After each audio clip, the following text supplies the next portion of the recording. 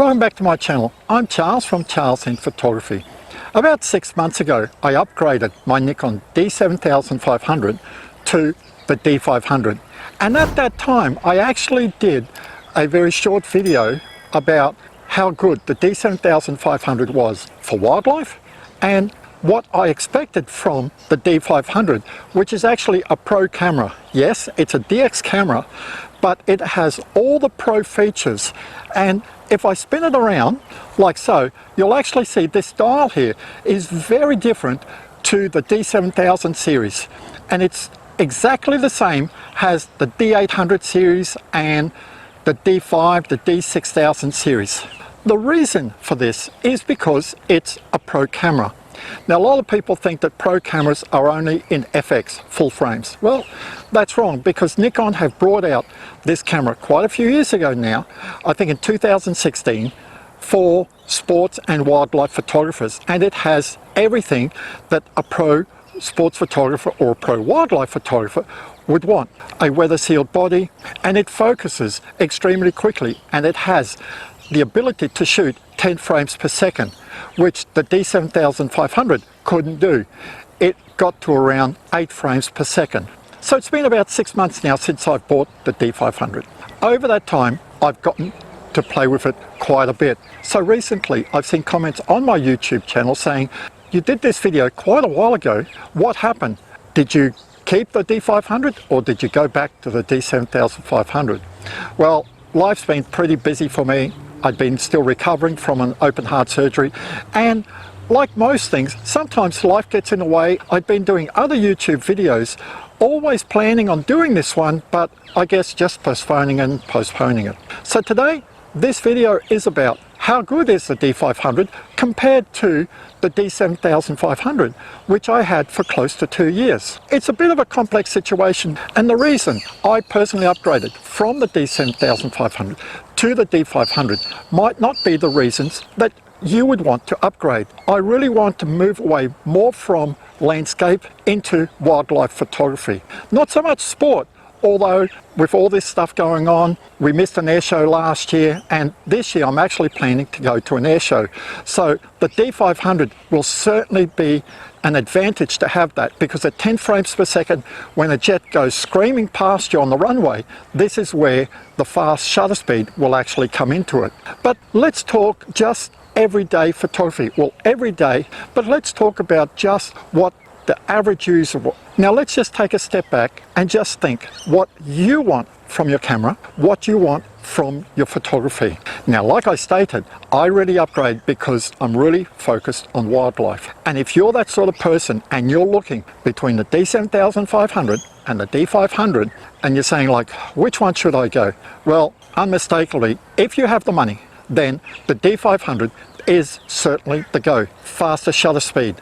Now, this is just part of the equation, but not only do you have the ability of shooting at 10 frames per second, it's the focus system in this camera that really stands it apart. And this is really why you pay so much money for it, because it has the same focus system as the D850. But if you are just a casual wildlife photographer and you're just looking for a good camera just to go out on the weekends and take photos of birds, and it's just a hobby, you're saying like, well, I don't really need that 10 frames per second, or I don't really need to focus in a blink of an eye like that, then by all means look at the D7500, because I can tell you over the nearly 2 years that I had it, and over that 2-year period, the last 12 months I paired it up with the Nikon 200-500. Now, a while ago I did a video about the D7500 matched with the Nikon 200-500mm lens, and why I think it's a match made in heaven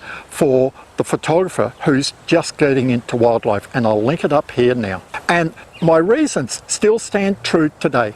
The D7500 is not a slouch when it comes to wildlife photography. It shoots at around 8 frames per second, and that's pretty quick really, because even though I say the D500 shoots at 10 frames per second, very rarely will I actually shoot at 10 frames per second, because the way I've set up this camera is that I want focus before release, and that means that if my camera has not locked in to the bird or whatever that I'm trying to photograph at a fast shutter speed, it won't take the photo. For me, personally, I feel shooting at 10 frames per second just on release, you could look back and you could have 8 of those images that are out of focus because the bird's moved a bit and the camera hasn't been quick enough to lock in. Yes, it locks in very quickly, but there are times sometimes that it just doesn't lock in quickly enough. So I prefer to say focus and release. So I'm tracking the bird and it's locked onto it, and as soon as it locks on, that's it. Bang, bang, bang, bang.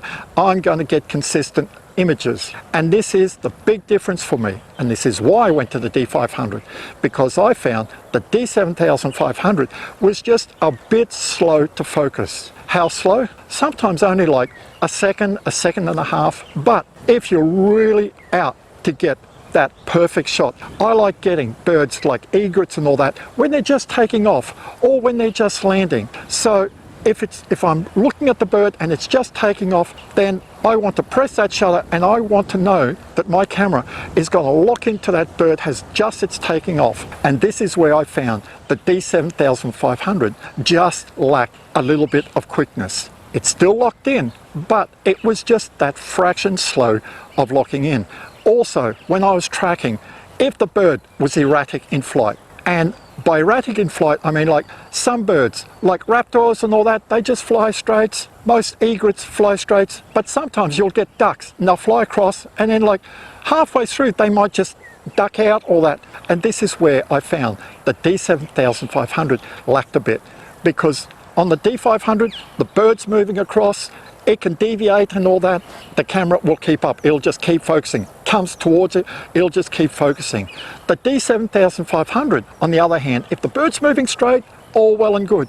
But all of a sudden, if it goes up, down, or if it starts coming towards you, it just takes that slight amount of time, like 1.5 seconds, to refocus and lock onto focus. At the start of last year, I was out with a mate and we were photographing ospreys, and all of a sudden this osprey that had been flying parallel to us just turned and just flew straight towards us. This is where I found the D7500 lacked, because the bird was coming in so quickly that the D7500 was just having a hard time just refocusing on the osprey as it was coming towards me. Now, just a few months ago, I had the same thing happen, but I was using the D500 and I had no problem at all. The D500 just kept up. As the bird got closer and closer, it just kept refocusing and I didn't miss a shot. But for the advantage of having a very good focus system, of having a very high shutter speed, you're looking at around $800 more from the D7500.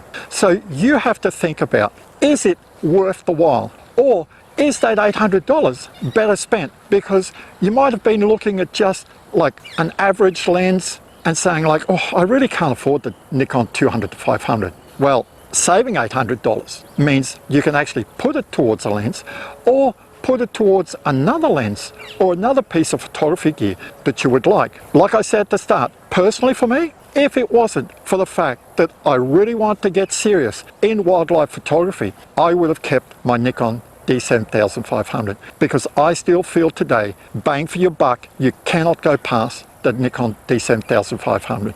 And don't think that this camera cannot shoot at high ISO, because when I shoot wildlife, I set it to auto ISO with a cap of ISO 4000, and I have found very little difference between the D7500 and the D500 when it comes to high ISO. Don't think that you're going to scrimp thinking like, well, if I get the D500, I'm going to get less noise. No, I've found tried and true for wildlife, these are so similar that you'd have to be pixel peeping, I mean zooming in to 300% to actually see the difference. Now, if we're talking about noise at high ISO, we're just getting sidetracked a little bit, but you have to understand that a lot of people see noise in the image and go like, oh, there's a lot of grain. That's because you don't have a correctly exposed image. So if your image is slightly dark and you're trying to lift it up, then of course you're going to get noise in your image. I get noise in my image too if I've shot underexposed and I try to lift it up with the D500. So the two cameras side by side, let's say an ISO of 2000, you're going to find very little difference. Color wise, the rendition of the photos, no difference at all. And I'll put up some photos here now some taken with the D7500 and some with the D500. So these images are taken with the D7500 and the Nikon 200 to 500mm lens. And you can see the settings as well, and you can see how sharp they are and how clear they are. Now these images are taken with the D500 and the Nikon 200 to 500. And you can see that, relatively speaking, they are very similar. Now, in summary, if you've got the cash and you're going, yep, I'm super keen on wildlife and all that, landscape comes second, but I just want the best wildlife camera that Nikon has, then D500 is the way to go. And the 200 to 500 Nikon, match it up and you've got a dream. And on the other hand, if you're sort of tight on money, and like I said, you're just a weekend wildlife photographer, you're just wanting a better camera to what you have, don't go past the D7500. It's a great camera. Not only is it great for wildlife, but it's also great for landscape, great for astro, great for portrait photography. It's a great camera all around. Don't let people sway you in the thought of saying, well, it's only got one SD card. And for me, before the D7500, I had the D750. I had an accident and I lost the camera. And I was really looking for a newer camera. I looked at the D7500, but there were so many comments online at that time. It's only got one SD card. What happens if the card fails? So I rang up Nikon. The guys there said, listen, as long as you buy a good quality SD card, which really should be matter of fact, you shouldn't skimp on an SD card. This is where all your photos are written. So I bought a SanDisk Extreme Pro 128 gig SD card, and I've had this card now for 3 years and it has never let me down. One SD card for me wasn't a problem, and even though this camera has 2 card slots, it only has one SD, and then the other one is a QXD. And if I open the camera up, you'll actually see only one card in here, and it's still my Extreme Pro SD card. Put it back in there. So it has 2 card slots, but not many people can afford paying $300–400 for these extra cards. I'm quite happy just shooting with one card. So I hope this has given you an idea of, should you go for just for the D7500, or should you spend the extra money for the D500? Everybody is different, and this is what I love about photography. We are all different. I've got a very good mate who also shoots Nikon, and his cameras are very different to mine. Why? Because he has a different shooting style. He has a different idea of what he wants for his images. Same as me. Same as you. Same as maybe your mate. Your mate might have a different shooting style. So he might say, well, for me, this is what I'd like. You should get this. But you've got to weigh up. Do you take the same photos as him? Or are you very different? Is he more keen in wildlife than you are? Your mate might have a D500 and he say, like, you know, this is a great camera. You might say, well, you know, I just want to go out, take some wildlife photos on the weekend. I'm not really interested in 10 frames per second. I just want some nice wildlife photos. Well, settle on the D7500. You won't look back. You're saving a bundle of money at the same time. Now lately, I've actually started doing some videos from comments that people have requested, saying, I would like you to cover this. I would like you to cover that. Just last week, I actually uploaded a video on using your camera just in JPEG. And this was requested by quite a few people saying, we're not interested in shooting in RAW, we just want JPEG. So how do you set up the camera? So I actually did a video just on how to use your camera in JPEG. So if this video has been helpful to you, give me a thumbs up. If you have a photography subject that you'd like me to cover, leave it in the comment box below. I reply to all comments. So until next time, I'm Charles from Charles N Photography. Bye for now.